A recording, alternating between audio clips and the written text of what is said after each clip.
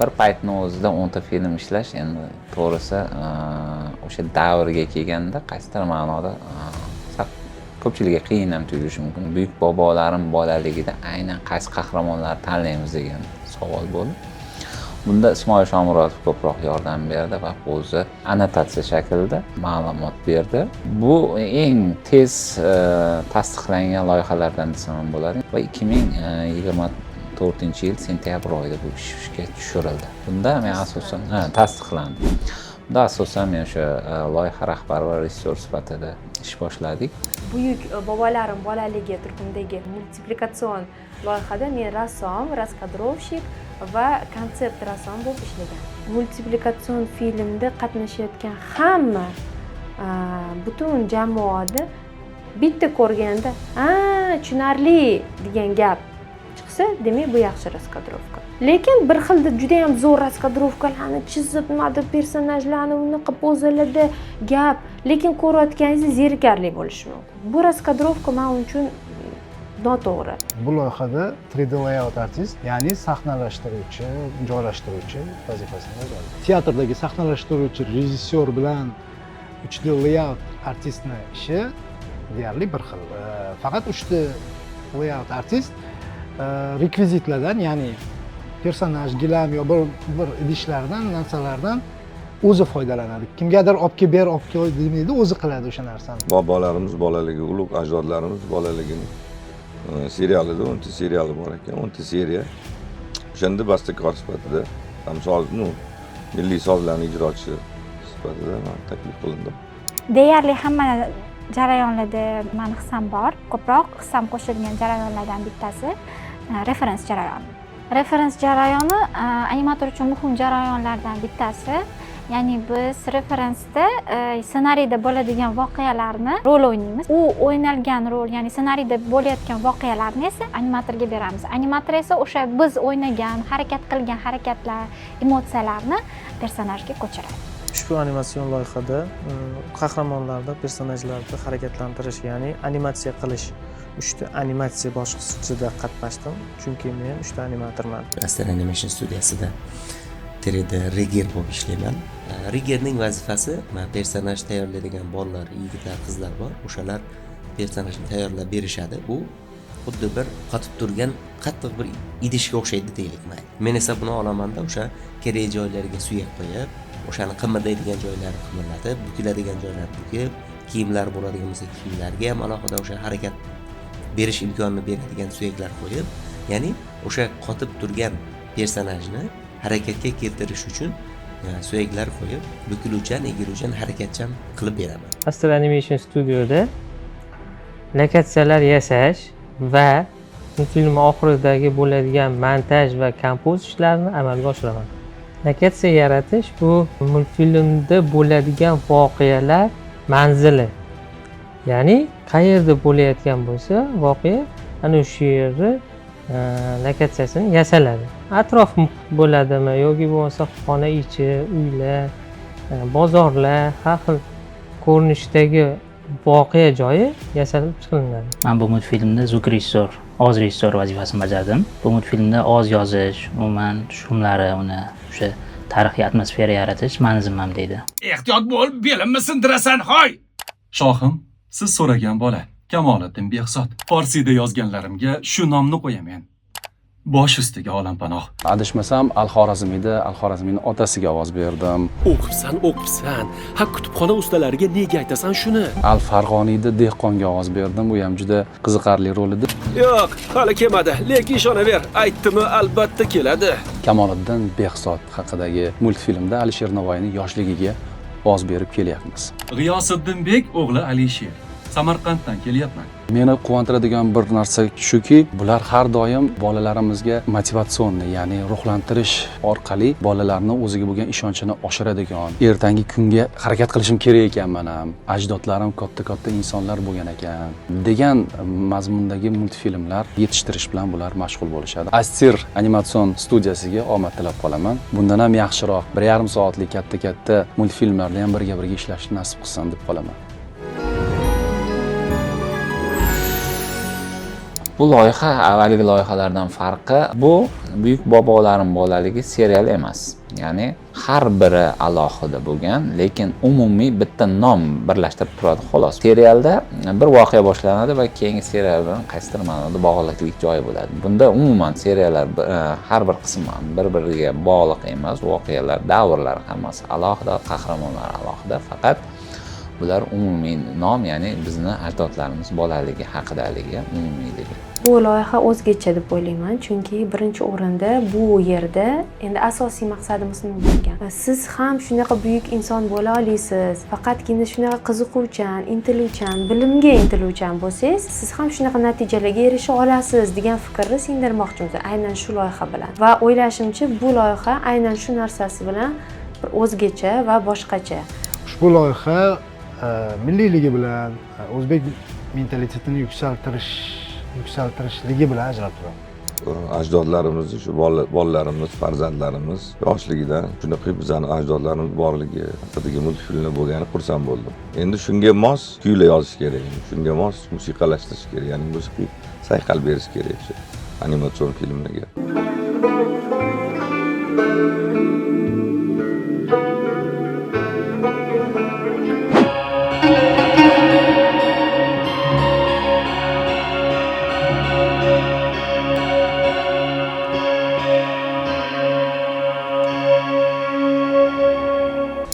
Loyihani boshqa loyihalardan farqi soni jihatdan, ya'ni 10 ta allomalarimiz, buyuk bobolarimizning yoshligi haqidagi, tarixiy shaxslar haqidagi multfilmdagi farqi.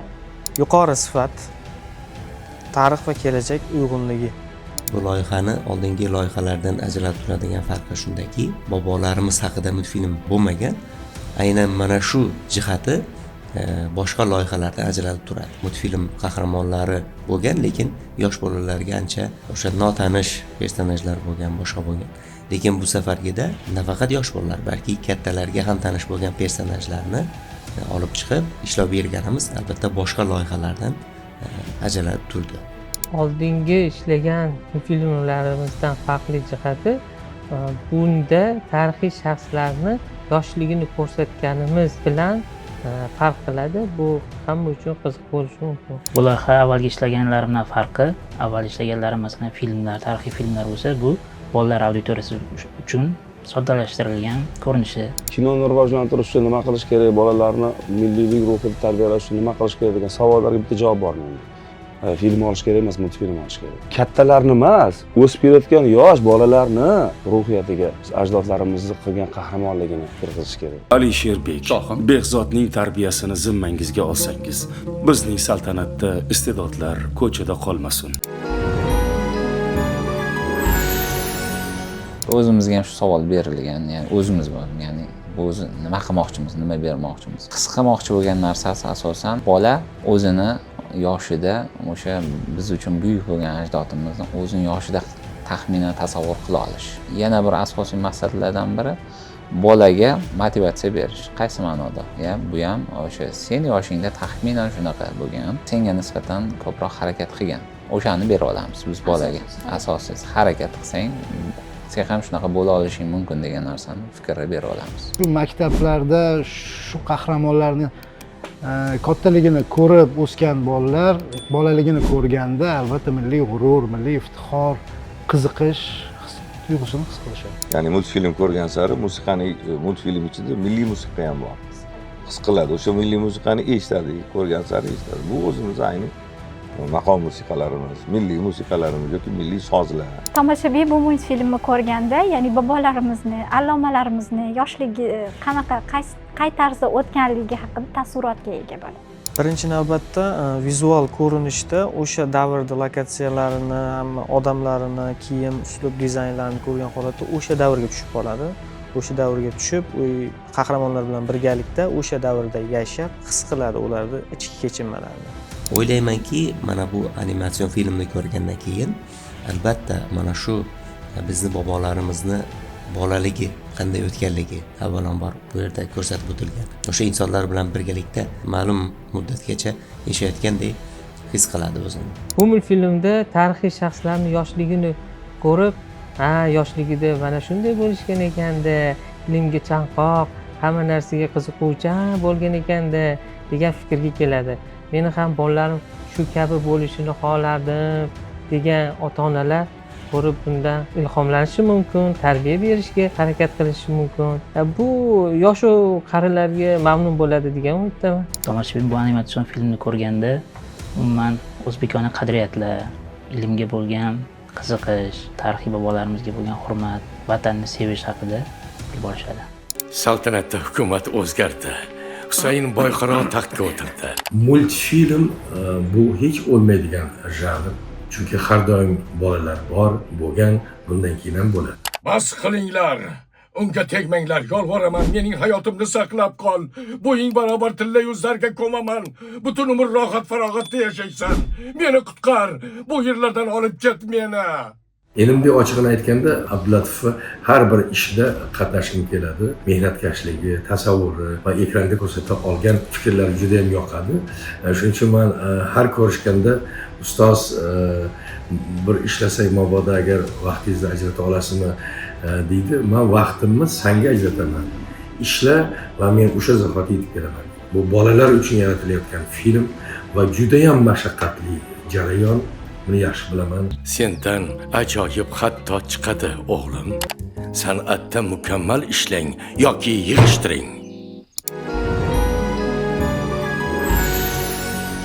Qiyinchilik deganda umumiy ish jarayoni bo'yicha yo'q, lekin boyagidek tarixiy fakt deymiz yoki mana bu narsa bo'lgan, bo'lmagan yoki o'sha savollar biroz qiynaltiradi. Qaysidir qismida baribir badiylashtiramiz, ya'ni to'qima voqea ishtirok etadi. Agar biz faqat faktlar asosida film ishlasak yoki faqat shunga asoslansak, bolalar uchun qaysidir ma'noda zerikarli bo'lib qolishi mumkin va uni ko'rish ehtimoli kamayishi mumkin. Shuning uchun bu o'zi tarixiy filmlarda ham, multfilmlarda ham doim qo'llaniladi. Ya'ni badiylashtirish albatta bo'ladi. Ko'p ish va juda ham ko'p e'tibor talab qiladigan jarayon bu albatta ssenariy ustida ishlash va raskadrovkalarni qilish. Bu chunki eng asosiy fundament desam ham bo'ladi.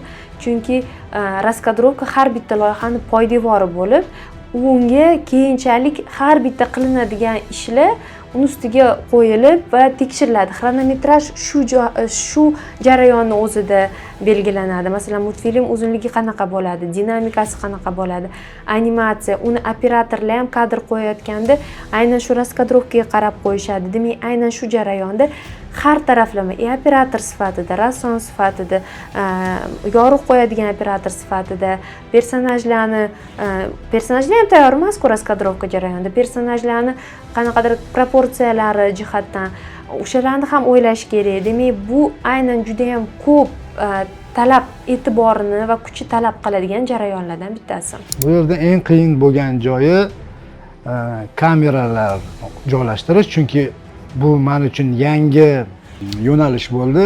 Loyiha rahbari menga ishonib topshirdi bu vazifani. Men uchun juda katta praktika bo'ldi bu. Kameralarni joylashtirish, deyarli operatorlik vazifasi ham bajardim. Endi bu animatsion filmda tez-tez kadrlar, ya'ni xarakterlar tez-tez o'zgaradi. O'shanga xos muzika yozish kerak.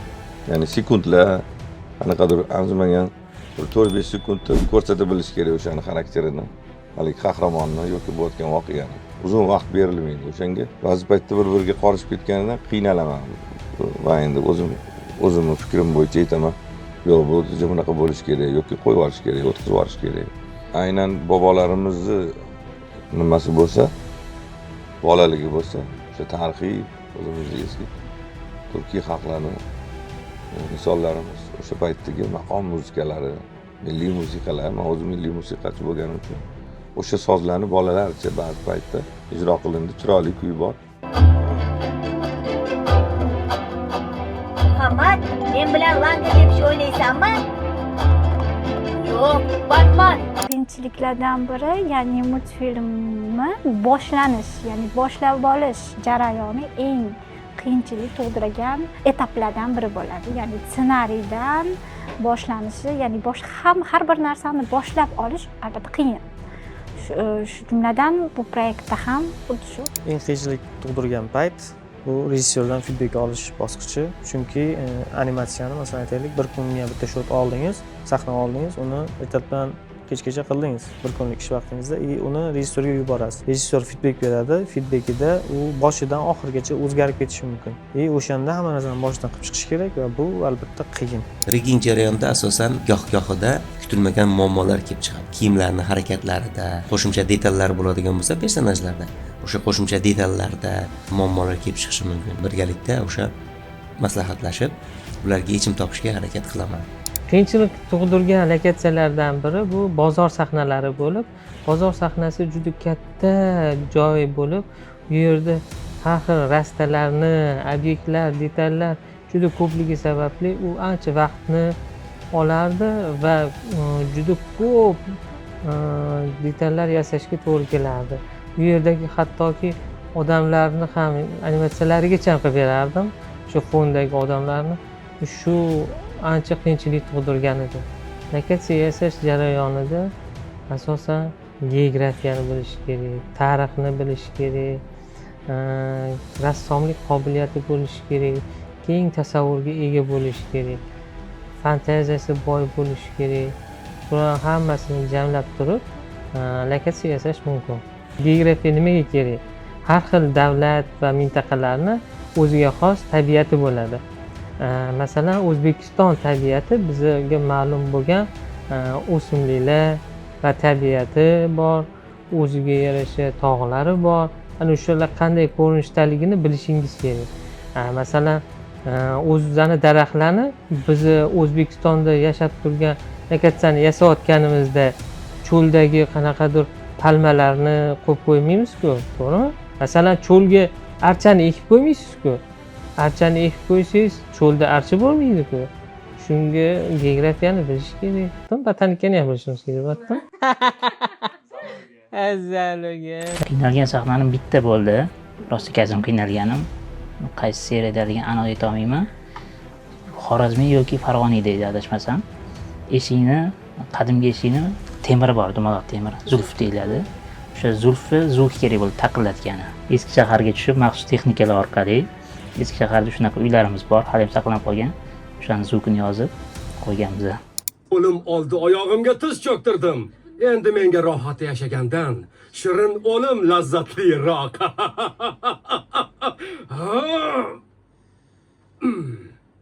To'xta.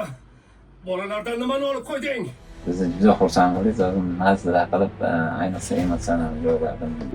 Bir millatni qahramonlari-da. Qahramonlar va personajlar. O'zim xursand bo'ldim taklifdan. Imkonim yetarmikin deb o'yladim. Multfilm ishlash menga ham qiziq. Ijodiy jamoa har birlariga, ssenariy navislarga, Melbek Hamdamov ovoz rejissyorimizga tashakkurimni aytaman. Bu ishlar ajoyib multfilmlar bardavom bo'laversin. Mening aytganimni qiling. Men yurtim uchun o'zimni qurbon qilmoqchiman. Dushmaningizga azob berganday meni jazolang. Ko'proq men sahnalashtirish, ya'ni biz tilda animatsiyada 3D layout deydi. Boshida shunaqa boshlab berishni men qildim, ya'ni qaysidir filmlar, keyingilari boshqalar amalga oshirdi. Mazza qiladigan joyi siz kamerani o'zingiz tanlaysiz, rakurslarni o'zingiz tanlaysiz va vaqt o'lchamini o'zingiz qisqa yoki uzunlashtirish va o'sha narsalarni amalga oshirib taxminan uni birinchi ko'rinishdagi filmga keltirganingizda, bir tomosha qilganingizda ancha maza qilasiz. Va keyingi maza joyini u keyin bo'ladi. Premyerada uni qo'yib bersangiz, tomoshabinlarni bir yaxshi reaksiya berishi, ana shu film ishlab chiqarishdagi eng maza qiladigan joyi o'sha joy. Eng maza qilib ishlagan vaqtim bu har bitta personajni, har bitta qahramonni chizib chiqqan, o'ylab topgan vaqtim. Chunki ularni har bittasini chizganimda, ularni bir qator qo'yib, ularni asosiy tasdiqlangan, o'zimizda juda ham tanilgan portretlarga qiyoslab, kichkinaligini multiplikatsion holatda chizishga harakat qilganman. Albatta bizda ularga o'xshashlik jihatdan yoki masalan proporsiya jihatdan yoki juda ham ko'p shunaqa narsalar borki, biz chetga chiqa olmaydigan. Masalan, fantaziyaga ko'p boy berib boshqacha qilib chiza olmaymiz. Bu taniladigan qahramonlar. ularni bolaligini ko'rib bu Alisher Navoiyku deyish kerak, lekin Alisher Navoiyni biz qanday o'rganganmiz? Soqolli, salla bilan albatta. Kichkintoyni chizayotganimizda uni asosiy yuz tuzilishini qanaqadir qoldirishimiz kerak, lekin shu bois u kichkina, yoqimtoy, bolakay bo'lishi kerak hamda. Albatta bu joyda ham qiyinchiligi bo'lgan, lekin har bitta qahramonni chizish o'zgacha bo'ldi. O'zingizdan baribir nimadir detal qo'shasiz, ozgina xarakter qo'shasiz, o'ylaysiz, bu bola qanaqa bo'lgan ekan, fe'li qanaqa bo'lgan. Agar bu shunaqa narsalarga, yulduzlarga qiziqadigan bo'lsa, demak, ozgina xayol parishon, ozgina shunaqaroq bola bo'lsa kerak. Agar yo'q, ko'proq matematikaga, demak, u epchil, faqat matematikaga qiziqadigan shunaqaroq bola, demak, uni xarakterini ham, yuz tuzilishini ham shunga qarab moslashtirib chizishingiz kerak. Eng mazza qilib ishlagan joyim Boburdagi tog'asi bilan bo'lgan jang sahnasini ishlash jarayoni bo'ldi. Action sahnalarini qo'yishda, kameralarni joylashtirishda ham mas'uliyat, ham qiziqishni uyg'otdi bu narsa. Boshlarida bir ikkita seriyalari shunaqa qiziq joylari ham bor. Ya'ni o'ta qahramonlarning xarakterini ko'rsatish kerak, kulgili holatlar.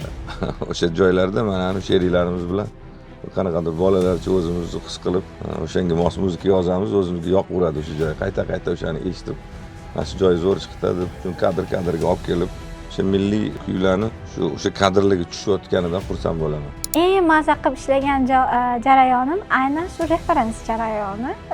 Referens jarayonida juda qiziqarli voqealar, holatlar juda ko'p bo'ladi. Hamkasblarim bilan referens olayotganda har xil holatga duch kelamiz. Ya'ni yiqilib tushish yoki referensdan ssenariy holatidan, ya'ni holatdan boshqa holatga o'tayotganda o'sha jarayondan chiqib ketishi, aytgan narsamni hamkasblarim to'g'ri bajarib bera olmasligi mumkin. O'sha joylari kulgili, qiziqarli. Eng mazza qilib ishlagan joyim bu qahramonlarni gapirtirish sahnalarida, ya'ni acting shotlarda. Acting shot deyiladi animatsiyada. Bu dialoglar yoki bitta qahramonda o'zini ichki emotsiyasini ko'rsatish, yuzida mimikalar yasaysiz, bo'g'zalar qilasiz. Shu qiziq jarayon. Mazza qilib ishlagan joylarimiz kam bo'ladi. Chunki har doim keyingi bosqichda qanday ta'sir qilar ekan, yaxshi ishlaydimi yo'qmi degan o'y-fikr bo'ladi har doim. Toki o'sha qabul qilingandan keyin, muammolar bo'lmagandan keyin, muammolar bo'lgan bo'lsa, o'shalarni to'g'rilab bo'lgandan keyin mazza qiladigan joyimiz bo'ladi. Xorazmiy multfilm qismida daryo bo'yidagi baliq tutish joyi bor. Ana o'sha yerdagi lokatsiya, to'g'rirog'i tabiat qo'ynida, daryo bo'yida qilib yasadim. O'sha maroqli bo'ldi menga. Mazza qilib yasab, o'zim zavq oldim desam ham bo'ladi. Eng qiziqib ishlagan joyim bu Xorazmiyda bo'ldi. Yosh bola o'zidan katta yoshdagi insonlarga bilim darajasidan kelib chiqib, o'zi bino qurishni o'rgatadi. Shuni ko'rib, o'sha davrga virtual tushib qoldim desam bo'ladi. Al-Xorazmiy, Beruniy, Al-Farqoniy. Hozirgi kunda ko'p yoshlarimiz bu ismlarni unchalik tanishmaydi. Lekin biz ajoyib multfilmlar orqali bolajonlarimizga hali kichkina yoshidanoq ularning ilm salohiyatini oshirishga yordam bermoqchimiz. O'ndan oshiq hozirgi kunda buyuk siymolarimiz, tarixiy insonlarni hayot va yo'lini multfilm shaklida jonlantiramiz. Axir farzandlarimiz bizni kelajagimiz. Kelajakka esa mana shunday buyuk siymolarimizdan o'rgangan holatda borsak, albatta kelajagimiz porloq bo'ladi. Hozirgi yosh avlodga, ayniqsa bizning O'zbekistondagi yosh tomoshabinlarga bu birinchi o'rinda tarixni bilishga, ulardan qaysidir ma'noda motivatsiya olishga va bularni qilgan ishini qaysidir ma'noda hozirgi zamon ko'rinishida qandaydir davom ettirishga sababchi bo'ladi deb o'ylayman. Hozirgi bolajonlar juda ham talabchan. Ular ko'radigan kontentlar nisbatan juda ham ko'p va o'zbek kontenti bularga yetib, bu darajada dunyoviy darajaga yetib va bolajonlarning e'tiborini torta oladigan kontent qilish ham qiyin masala, qiyin maqsad. Va biz ham bu loyihani amalga oshirganda nafaqat adabiy, nafaqat qanaqadir nasihatli kontent, balki bolajonlar qiziqtiradigan. Demak, bolalar qachonki nimadirga qiziqadi, ularning tengdoshlari bu narsaga qiziqsa. Demak, shu loyiha orqali biz u tengdoshlarini qara, mana bu bolakay seni tengdoshing, u mana bunaqa narsa qila oladi, sen ham bu narsaga qo'l ura olasan kelgin, bunga o'xshab sen ham bu narsaga qiziqqin va har bitta qahramonimizning o'zini jihatlari bor. Kimdir matematika aytganimdek, kimdir astrologiya, kimdir meditsina va hamma shunaqa narsalarni har bitta bola o'ziga mos qahramonni topib, o'ziga mos yo'nalishi o'rganib, qiziqib ketishi mumkinligi menimcha bu loyiha shu bilan o'zgacha bo'lsa kerak. Bugungi yosh avlodga, jamiyatga, umuman hattoki kattalarga ham bu multfilmlar kerak. Chunki so'zlar to'liq, chala-chulpa qilib so'zlar bilan ishlangan multfilmlar bolaning rivojlanishiga, tilining rivojlanishiga juda ham katta to'siq qo'yadi. Bu o'shaning uchun to'liq so'zlar aytilgan, ma'no, mantiq bo'lgan qiyin, albatta ko'rish qiyin bo'ladi, lekin bir marta qiziqtirib olsangiz, u bolaga juda katta yordam beradi. Fikriy rivojlanishiga, boshqaga. Multfilmlarda kichkina o'sha bola necha yosh bo'lsa ham o'sha o'ylab topishyapti. O'zini kashfiyotini 8 yoshida, 5 yoshida, 10 yoshida deyilgan. O'sha o'qigan kitoblarini, kutubxonani kirib yodlashyapti. U unaqa bolalar hozir ham bor. Men o'ylayman, bu nafaqat bolalar, buni multfilmda kattalar ham, yoshli kattalar ham ko'rsa, tarbiyaviy. O'sha davrdagi bolalarga nisbatan hozirgi bolalarda imkoniyat ko'p o'qish. Lekin erkalik qilishadi hozirgi bolalar, o'qishga uncha qiziqishmaydi. Oldingi zamondagi o'sha davrdagi bolalar ilmga chanqoq bo'lishgan. O'sha multfilm orqali shu narsani ko'rsatib bermoqchimiz. Ya'ni o'sha davrdagi bolalar shunisi bilan kerak. Albatta kerak, chunki hozirgi kunda bolalarimiz har xil kontentlarni ko'rib ulg'ayishyapti va u kontentlar o'zini dunyoqarashini yoki o'zini g'oyalarini singdirishyapti. Shunday paytda bizning o'zimizning milliy kontentlarimiz ularda o'rnini bosishi kerak va bolalarimiz shuni ko'rib ulg'ayishi kerak. Hozir mana ko'ryapmiz, har xil multfilmlar bor. G'oyasi yaxshisi bor, g'oyasi yomoni bor. Albatta mana bunaqa multfilmlar ko'payadigan bo'lsa, albatta o'sha yoshlarimizni ilm olishiga, ilmga qiziqishiga, ota-bobolariga bo'lgan hurmati oshishiga sababchi bo'ladi deb o'ylayman. Jamiyatda bunday multfilmlar albatta kerak. Buni ko'rgan yosh bolalar ko'rib, bundan ilm fanga qiziqishi ortsa, biz mamnun bo'lgan bo'lar edik. Bunday multfilmlar albatta kerak, chunki hozirgi zamonda umuman telefon, kompyuter o'yinlari, ijtimoiy tarmoqlar rivojlangan paytda yashayapmiz. Bunaqa qadriyat ushlab qolish uchun, umuman o'zbekona ruhiyatda ushlab qolish uchun bunaqa multfilmlar juda ham kerak deb o'ylayman. Xuddi peshvoz chiqib kutib olgan onami bu? Bu yarim yo'ldan qaytib kelgan bola emas. Keldingizmi, bo'ladi-da unda. Alisherbek, keldingizmi, bo'ladi-da unda. Alisherbek, keldingizmi o'g'lim? Alisherbek, bozorga tushib, ul-bul olib keling. Bugun kitobxonlik biznikida bo'ladi. Loyihada ishtirok etayotganimdan rosa xursandman. Bu meni orzum edi, shunaqa milliy animatsion filmlar bolalar uchun ijod qilishimiz kerak deb har doim orzu qilardim, niyat qilardim. Bolalarimizni diqqatini mana shunaqangi bir ma'noli, mantiqli asarlar bilan band qilish bizning asosiy maqsadimiz. Ilohim o'zini tomoshabinlarini topsin. O'g'lim, kitobni tashlab keting. Bugun kitobxonlik biznikida bo'ladi. Judayam zavq bilan ishladim va tayyor bo'lganida birinchilardan bo'lib ko'rgim kelyapti. Hammaga birdek ma'qul bo'lsin. Bu san'at judayam murakkab. Ozgina ishim tushib bilganman va mana shu ishni ustida turganlar, xayrli maqsadlarni diliga tutgan Abdulatif va uni jamoasiga hozirdan rahmat aytmoqchiman. Umumiy olib qaraganda bu sal jiddiyroq film bo'lgani uchun uncha juda kulgili deb ayta olmayman. Lekin o'zim maza qilib qilganim, ya'ni dublyaj jarayonida aktyorni o'zidan improvizatsiya qilib taxminan bitta mana qilib ko'rsamchi degan bir variantini beradi-da. Johil odamni yoki yomon obrazni bir shunaqangi bir kulgili hozirgi zamonni gaplari bilan qo'shgan holatda bir dublyaj qilib bersa, taxminan o'zini versiyasini buni bunaqa qilib ko'rsakchi degan shunaqangi kulgili chiqadiki, ya'ni hozirgi zamonni gaplarini o'sha tarixiy shaxs gapiryapti. Shu naqsh ekanmi? Fahm, farosat bilan ishlash kerak. Raskadrovka chizayotgan vaqtimda o'zimdan qo'shgan joylarim bo'lganda, lekin ular ssenariyda bo'lmaganligi uchun demak ovozi ham, gapi ham bo'lmagan o'sha payt. va ovoz gap qo'shmasdan u yerda qanaqa bo'lganki tosh o'yna latta o'ynasin deb taklif berganman. O'sha o'ynayotganda toshi suvga tushib baliq qo'rqib ketib, demak hamma shu tushgan ovozlar bilq pish tish mana hamma ovozlarni o'zim bilan yozib, o'zim o'sha raskadrovkaga qo'shib, keyin albatta ko'rganlar Zolapa, nima ovozlar qo'ygansiz, nima ishora bo'lgan degan savollar chiqqan, lekin tushunarli bo'lgan. Masalan, endi balki kulgili deb hisoblangan 30 yoshli ayol qanaqadir nimadir ovozli yozib, nimadir qo'ygan, lekin animator uchun, keyinchalik zvukorejissyor uchun ham bu tushunarli narsa bo'lgan. Ha, odatiy hol. Shunaqa jarayonlar ham bo'ladi, lekin chetdan qarasa haqiqatan bir kulgili holat deb tuyulishi mumkin. Boburning o'rtog'ini ismi Gulnigor.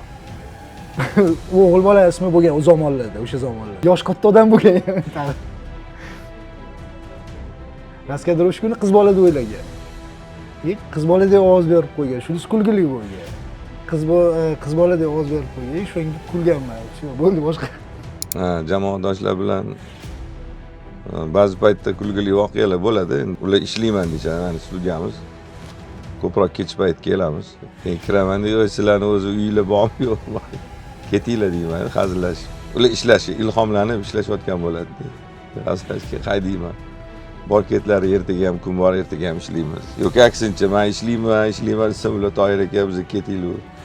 Iltimos, bizga ruxsat bering, endi bugun kunimiz charchadik deyishadi. Kulgili jarayon, shu dublyaj berish jarayoni holatlari bo'ladi. Chernovoy dublyaj o'zimiz beramiz.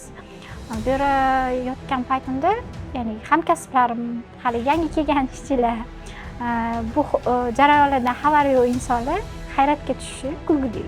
Foniy deb ham yozadi. Farsiyda yozganlarimga shu nomni qo'yaman. Yosh ekansiz-ku, oppoq soqolli chol bo'lsa kerak devdim. Tasavvur aldaydi. Jarayon paytida yuz bergan eng kulgili vaziyat bu, masalan, ishlab o'tiribsiz, 5-6 soat ishladingiz. O'sha paytda siz hali faylingizni, sahnangizni saqlamagansiz. Birdan svit o'chib qolishi mumkin. O'sha paytda hamma qilgan ishingiz yo'q bo'lib ketadi. Aslida bu kulgili jarayon emas, lekin bir tomondan kulgili jarayon bo'lishi mumkin. Personajni o'sha rigging qilib bo'lganimdan keyin uni tekshirish jarayoni bor. O'sha tekshirish jarayonida og'izni harakat qildirganimda ko'zi katta bo'lib ketgan va bu multfilmning ichida bo'ladigan bir xuddi bir shunaqa vaziyatga o'xshab ketib qolgan. Ko'zi katta bo'lib kichrayib, ya'ni og'izning ta'siri ko'zga ta'sir qilib qolgan va mana bu kayfiyatimizni qisman bo'lsa-da ko'tarishga sababchi bo'lgandi. Bozor sahnasidagi fondagi personajlarni ishxonamizdagi bolalarga qarab turib yasaganman. Uni ko'rib, ishxonadagi bolalarni o'zi ham o'zini o'zi ko'rib xursand bo'lgan. Eng kulgili vaziyat bir yosh aktyorlarimizdan biri Ahmad ismini bir 20 marta yozdik. Ahmed qilib. Ahmed deyveradi endi yosh avlod. Salom. Men kichik Mahmud Qoshg'ariyman. So'zlar olamida sayr qilishni juda yoqtiraman. Shuning uchun Devon lug'ati turkni yozganman. Astir animatsiyasi studiyasi tomonidan olingan ajoyib multfilmda Kamoliddin Behzod obraziga ovoz berdim. Menga ko'proq odamlarni chizish yoqadi. Demak, musavvir emas ekansiz-da, usta. Yosh bolani ovozlashtirish biroz qiyinchilik tug'dirsa ham, bu ishni hurmatli rejissyorimiz yordamida uddaladik, ovoz rejissyori yordamida uddaladik va o'ylaymanki, qahramonimni ichki kechinmalari va qahramonimni yutuqlari hozirgi bolalarga juda ham ijobiy ta'sir qiladi va bolalarimiz ushbu multfilmni ko'rib, o'ylaymanki, olim bo'lishga, yulduzlarni o'rganishga va umuman olganda bilimga qiziqishi ortadi. Avval otamdan, keyin ustozim Mirroq naqqosh o'rgatganlar. Bunaqa tasvirni umrim bino bo'lib ko'rgan emasman. Jonzotlarni suratini chizish joiz emas deyishadi. Salom. Men kichik Alisher Navoiyman. She'r yozish va yod olish jon u dilim. Adabiyotni juda yaxshi ko'raman, chunki har bir so'zda sehr bor. Premyerada hammasini aytib beraman. Kuting, premyeragacha. Cheklanmagan degan joyda ko'proq ijodiy jihatdan cheklanmagan bo'lsa yaxshiroq. Senzurasiz va endi ochiqni aytganda kim qaysi tashkilot yoki buyurtmachi anaqa ham bo'lishi mumkin, ya'ni xususiy sektor bo'lishi mumkin. U ham baribir o'zini o'ylagan narsasini baribir kiritishga harakat qiladi, manfaatiga xizmat qiladigan. Ko'proq falsafiy, ko'proq qanaqadir to'g'risini aytsam, shunaqa loyihalardan bittasini amalga oshirganman. Bu Tunona allasi kitobi va bu yil taqdimoti ham bo'ldi. Demoqchi bo'lganim, bu shunaqa loyihalardan bir nechtasi bor. Ular she'riy holatda o'zbek va rus tillarida she'rlarni yozganman. Undan tashqari ingliz tilidagi she'rlari ham bor. Ularni hammasini multiplikatsion kontent sifatida qilish masalan meni orzuyim. Undan tashqari katta multfilmlar qilish niyatidaman, chunki ideyalar ko'p. Kattaroq falsafiy, qanaqadir bizani o'zbekcha milliy narsani zamonaviy tarzda ko'rsatish anaqalari ham bor. Ko'proq kattalar uchun multfilm ishlagan bo'lardim. Kattalarni tarbiyalash kerak, yoshlarni emas. Agar menga cheklanmagan byudjet va vaqt bo'lsa, albatta kattalarni tarbiyalaydigan, kattalar uchun multfilmlar ishlagan bo'lardim. Ko'proq moralniy rivojlanish, mulohaza qilish, fikrlash, ilm almashishga yetaklaydigan filmlar ishlagan bo'lardim. Albatta mana shunaqa tarixiy hozirgi multfilm bu yerda 5 ta 6 daqiqa.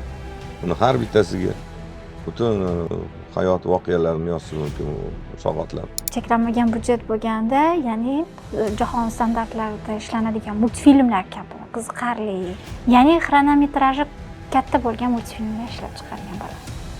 Cheklanmagan byudjet va vaqt bo'lsa, hozirgi kunda uchta animatsiyada o'zini total ustunligini ko'rsatayotgan kompaniya Sony Pictures Imageworks'da animatsion filmlarga o'xshash 12 FPS'li, yuqori ma'noli, kuchli vizual sifatdagi multfilmlar ishlab chiqarardi.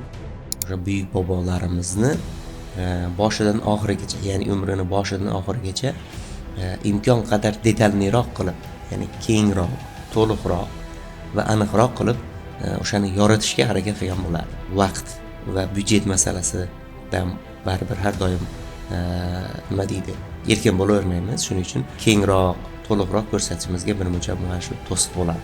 Agar bunday imkoniyat bo'lganda, men ot to'g'risidagi bir multfilm ishlagan bo'lardim. Vafodorligi, uni yugurishlari, to'g'rirog'i DreamWorks Spirit degan multfilmidan yomon ilhomlanganman. Uni ko'rib yoshligimda yaxshi ko'raman shu multfilmni. Shu o'zini ot bo'lsa-da, shu ot to'g'risida ishlasam deyman. 20 tacha kolonka bo'ladi atrofingizda, har xil joydan keladi zvukda. To'g'rimi? Cheklanmagan byudjet va vaqt bo'yicha deyapsiz. U haqiqatan vaqt bo'yicha katta vaqt oladi mendan. 1 oy 2 oy olib qo'yadi zvukka o'zi. Vaqt bo'yicha, byudjet bo'yicha ham u juda katta byudjet bo'ladi. Tomoshabinlarimiz uchun Dolby Atmos surround formatida multfilm yaratgan bo'lardim. Unda har bitta qahramon yurishi, turishi, umuman zvuk qahramon orqaga ketganda orqadan zvuk keladi, ovoz. Yonga ketganda yondan. O'sha formatda, Atmos formatda qilgan bo'lardim. Bugun kechasi Shohrux Mirzo o'g'il farzandli bo'ldi. Men saroyda ishlaganimda xonni pulini shilgan bo'lardim. Bozorda ko'za sotib o'tirmay. Shunda bildim, unda yurtni boshqarish qobiliyati bor. O'g'lim, tokchadagi dori-darmonlarni ko'zdan kechirib chiqing. Ungacha men bunga malham surtib qo'yaman. Kuchli tabib bo'lishni istasangiz, Jolinus asarlarini qunt bilan o'rganmoqingiz kerak. Buni ichida suv va musallas tursa bo'ldi-da. Naqshni farqi nima? Esing joyidami? Narigi dunyoda chizgan surating sendan jon talab qiladi. Avvalo davo Allohdan. Endi bolalik bilan xayrlashib, kasb-hunar o'rganmoq lozim. Ish, kulolga bor. Qahramonlik ko'p, u haqda kitoblar ko'p, lekin odob axloqsiz qahramonlik bo'lmaydi. Sen odob haqida yoz. Bizning zamonda bu juda ham muhim. Bobur bolaligi davrini his qilgan holatda o'sha davrda yashab ko'rib, o'shani aynan shu jarayonlarda bir o'z ko'z bilan ko'rishni xohlagan bo'lardim. Masalan, imkonim bo'lganda har bittasi bilan uchrashib, har bittasi bilan ko'rishib kelardim, to'g'risi. Lekin bolajonlar uchun yozilgan ssenariy albatta. U yerda tarixiy qiyinchiliklar yoki o'sha bo'lgan ko'rsatilmagan albatta. Endi bu haqiqiy real sifatida. Agar menda imkoniyat bo'lsa, o'sha hozirgi zamonda talqin qilinayotgan janglar sahnalariga tushib, Boburnikiga aytaylik, Boburnikiga tushib, o'sha jang sahnasida rostdan shunaqa bo'lganmi, qanaqa ishlangan, to'liq ko'rish niyatida bo'lardim. Farg'oniy yoki bo'lmasa Al-Beruniy juda astronomik keng nimali ishlar qilganlar. Mirzo Ulug'bek davriga o'zimni sinab ko'rgan bo'lardim.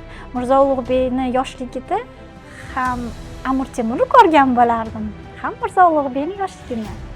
Ya'ni bu degani ikkita quyonni bitta o'q bilan urish degani. Agar shunaqa imkon bo'lganda, bitta personaj tanlash kerak bo'lsa, men Yusuf Xosxojiyev obrazini tanlardim, chunki u qismda juda qiyinchiliklar bo'ladi personajlarda, ularni yengib o'tadi. Masalan, uni do'stlari bilan birgalikda quduqqa borib tashishadi, u yoqda zindonga tashlaydi.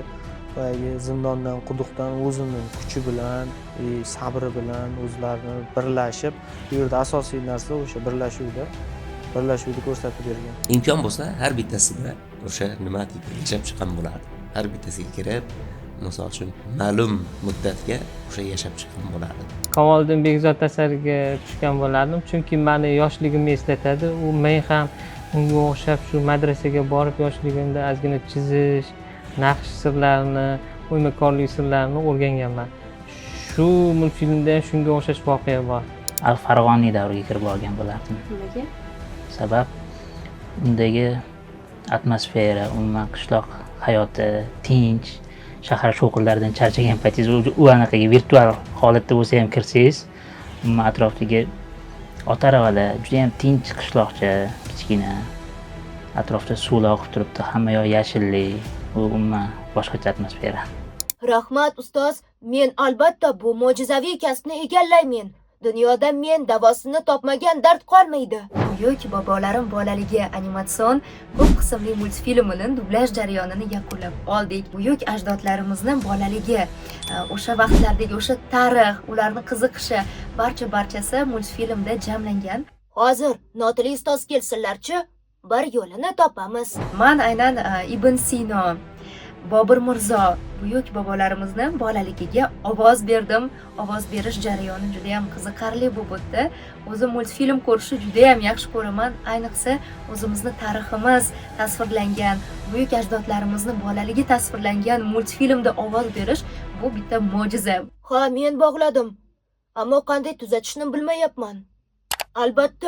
Albatta boraman. Bu kitob sizga.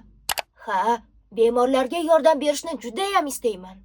Ko'p qismli animatsion multfilmni tayyorlashda Astir animatsion jamoasiga juda katta rahmat aytaman. Aynan shu bolajonlarimiz uchun shunaqa ajoyib multfilmni, shunaqa ajoyib san'at asarini taqdim qilishmoqda. Kamoliddin Bekzod bu multfilmda Navoiy hazrat bilan uchrashdi. Multfilm davomida, hayot davomida ko'rishib, keyin Husaynbay Qorani oldiga olib kelib, yosh o'sib anaqani iqtidorni tavsiya qiladi Navoiy. O'shanda endi mana shu o'zimizni qadimiy, eng hammaga ma'qul bo'ladigan shu ud sozi bor. Men ham shundan foydalandim.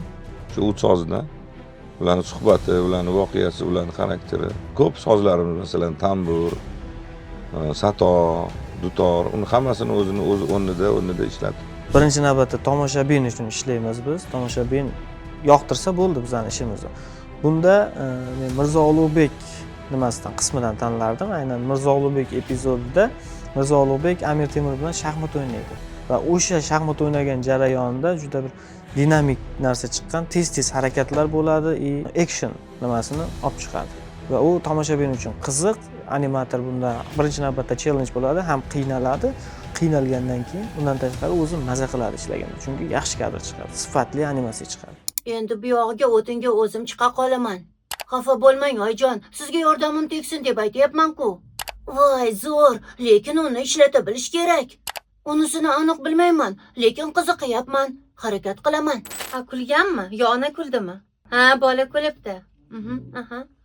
Men ham siz bilan.